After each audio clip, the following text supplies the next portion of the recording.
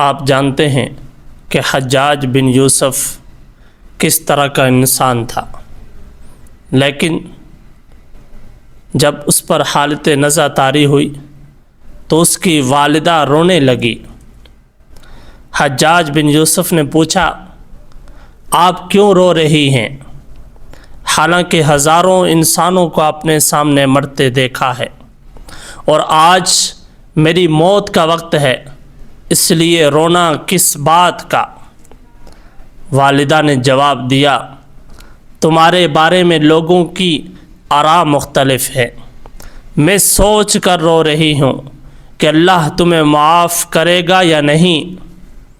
حجاج نے پوچھا، اگر اللہ تعالی میرا مقدمہ آپ کے حوالے کر دے تو آپ مجھے معاف کر دیں گی یا نہیں؟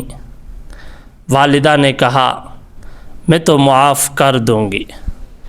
حجاج بن یوسف نے کہا، حضور نبی کریم صلی اللہ علیہ وسلم کا ارشاد ہے، اللہ تعالی والدہ سے بڑھ کر اپنے مخلوق کے ساتھ پیار و محبت کرتے ہیں، اس لیے میری معافی کے بارے میں فکر مند ہونے کی ضرورت نہیں۔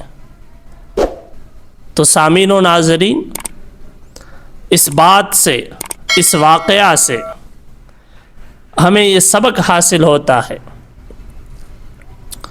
کہ حجاج بن یوسف گو کہ ظالم انسان تھا، لیکن اس کو بھی اللہ کی رحمت سے امید تھی کہ وہ اللہ مجھے بخش دے گا، لیکن اس سے غلط پہلو نہیں لینا چاہیے کہ اللہ کی رحمت وسیع ہے اور ہم گناہ کرتے جائیں، ظلم ستم لوگوں پر ڈھاتے جائیں، بلکہ اللہ کی رحمت بھی ہے اور اللہ کی قہارت بھی ہے، تو اللہ تعالیٰ سے ہر وقت ڈرتے رہنا چاہیے۔